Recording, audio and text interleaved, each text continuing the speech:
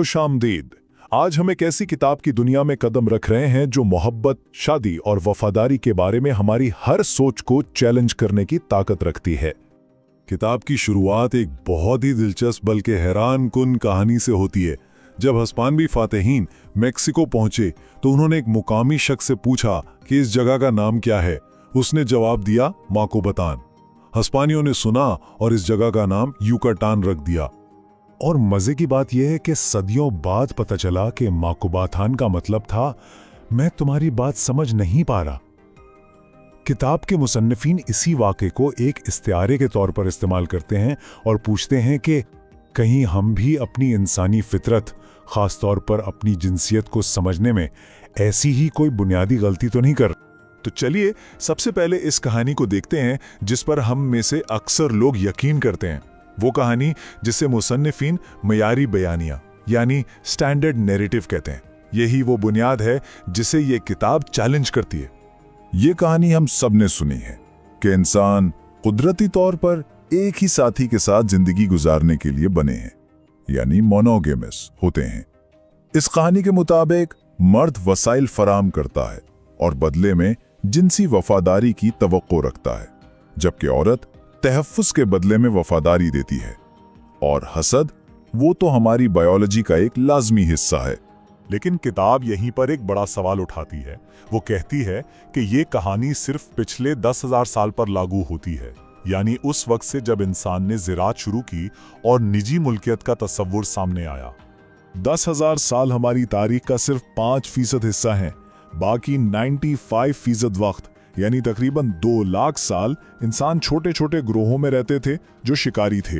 ये माशरे बराबरी पर मबनी थे और एक दूसरे से गहरा ताउन करते थे। और यहीं से एक गहरी कशमकश पैदा होती है। हमारे जहन और जिस्म तो इस 95% वाले दौर के लिए बने हैं, लेकिन हम जिंदगी इस 5% वाली बिल्कुल मुख्तलिफ दुनिया में गुजार रहे हैं। तो इस गुत्थी को सुलझाने के लिए पहला सुराग कहां से मिलेगा? मुसन्निफीन कहते हैं कि तारीख की किताबों से पहले हमें अपने जिस्म के अंदर छुपी सच्चाइयों को देखना होगा। इर्तिकाई हयातियात में एक बहुत दिलचस्प इशारा मिलता है। प्राइमेट्स में टेस्टिकल्स का साइज बराए रास्त इस बात की निशानदेही करता है कि जिनसी ताल्लुकात में कितना मुकाबला है।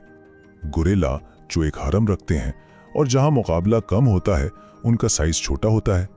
चिंपांजी जो बहुत से पार्टनर्स के साथ ताल्लुकात रखते हैं उनका साइज बड़ा होता है।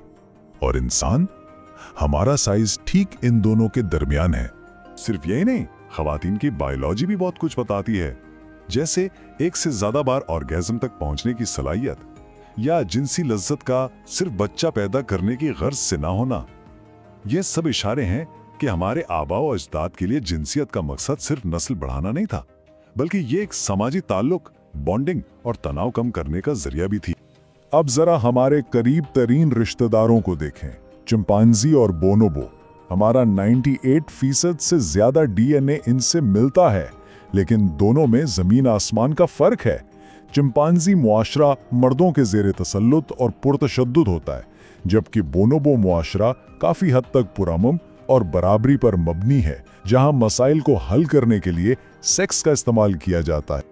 तो यहाँ सवाल ये पैदा होता है कि दहाइयों तक साइंस ने इंसानी फितरत को समझने के लिए पुरतशद्दुद चिंपैंजी को ही अपना मॉडल क्यों बनाए रखा और पुरअमन बोनोबो को नज़रअंदाज क्यों किया? ये इंतखाब खुद हमारी अपनी सोच और सकाफती तासुब की अक्कासी करता है। बायोलॉजी के बाद अब हमारी तहकीक तीसरे और शायद सबसे अहम सुराख की तरफ बढ़ती है, और वो है एंथ्रोपोलॉजिकल रिकॉर्ड, यानी हमारे आबाओ अजदाद असल में रहते कैसे थे। कुछ शिकारी माशरों में एक बहुत ही हैरानकुन तस्वुर पाया जाता था जिसे पार्टेबल पैटर्निटी या मुश्तरका विलादियत कहते हैं। उनका मानना था कि एक बच्चा सिर्फ एक नहीं बल्कि कई मर्दों के नुत्फे से मिलकर बनता है। इस निज़ाम में एक हामिला औरत मुख्तलिफ मर्दों के साथ जिनसी ताल्लुक कायम करती थी ताकि उसके बच्चे में हर एक की बेहतरीन खुसूसियात जैसे जहानत, ताकत या शिकार की महारत मुंतकिल हों, और मर्द हसद करने के बजाय इस बात पर शुक्रगुजार होते थे कि वो मिलकर एक मजबूत बच्चे की परवरिश में मदद कर रहे हैं। बच्चे की बका सिर्फ माँ बाप की नहीं बल्कि पूरे कबीले की मुश्तरका जिम्मेदारी बन जाती थी। ये ताकतवर जुमला एक यूरोपीय मिशनरी को मॉन्टीगेनीज कबीले के एक फर्द ने कहा था, तुम फ्रांसीसी लोग सिर्फ अपने बच्चों से मोहब्बत करते हो, लेकिन हम अपने कबीले के तमाम बच्चों से मोहब्बत करते हैं। ये एक जुमला दो बिल्कुल मुख्तलिफ दुनियाओं के फ़र्क को वाज़े कर देता है। तो अब जब हम इन तमाम सुराहों को जोड़ते हैं, बायोलॉजी, प्राइमेटोलॉजी और एंथ्रोपोलॉजी, तो इंसानी तारीख का वो अहम मोड़ वाज़े हो जाता है जब हमारी अंदरूनी प्रोग्रामिंग और हमारी बैरूनी सकाफत एक दूसरे से अलग होने लगे। ये मोड़ था ज़रई इनकलाब। जब इंसान ने खेती बाड़ी शुरू की तो पहली बार निजी मिल्कियत यानी प्राइवेट प्रॉपर्टी का तस्वुर पैदा हुआ, और जब मलकियत आई तो तारीख में पहली बार विरासत का मसला भी खड़ा हो गया। अब ये जानना बहुत ज़रूरी हो गया था कि बाप कौन है, ताकि जायदाद दुरुस्त वारिस को मिले। अचानक औरत की जिनसियत, जो पहले एक समाजी जोड़ का जरिया थी, अब एक निजी मुल्कियत बन गई।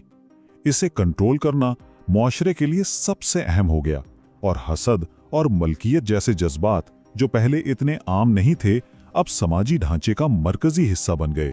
तो इस सारी तहकीक के बाद हम किस नतीजे पर पहुंचते हैं? हमारी जदीद दुनिया की बेचैनी और बेइत्मीनानी की वजह क्या है? किताब का मरकजी नुक्ता यह है कि बेवफाई, तलाक और जिनसी अदम इत्मीनान जैसी हमारी जदीद मुश्किलात ज़ाती नाकामी की अलामत नहीं है। मसला ये नहीं है कि अफराद में कोई खराबी है, बल्कि मसला हमारी कदीम इर्तिकाई साख्त और हमारे निस्बतन नई सकाफती प्रोग्रामिंग के दरमियान एक गहरी और मुतवक्के कशमकश का है। हमारे जिस्म और जहन एक ऐसी दुनिया के लिए बने हैं जहां हर चीज़ शेयर होती थी, लेकिन हम एक ऐसी दुनिया में जी रहे हैं जो निजी मलकियत और मोनोगैमी पर कायम है। मुसन्निफीन अपनी बात का इख्तिताम सूरज और चांद की एक बहुत ही खूबसूरत मिसाल से करते हैं। वो कहते हैं कि ज़मीन से देखने पर सूरज और चांद एक ही साइज़ के नज़र आते हैं, हालांकि हकीकत में वो बिल्कुल मुख्तलिफ हैं। ये फासले और कुर्बत का एक जादुई इत्तेफाक है जो एक कामिल हामाहंगी पैदा करता है। तो ये सब जानने के बाद हमारे लिए आखिरी सवाल ये रह जाता है, हम ऐसे रिश्ते कैसे बना सकते हैं जो हमारे अंदरूनी इख्तिलाफात, हमारी ख्वाहिशात और हमारी इस जदीद दुनिया के तकाज़ों के दरमियान इसी तरह का एक नाजुक और खूबसूरत तवाज़ुन तलाश कर सकें। शायद असल मकसद खुद को किसी एक सांचे में ज़बरदस्ती ढालना नहीं, बल्कि एक ज़्यादा हकीकी और ईमानदार हम आहंगी तलाश करना है।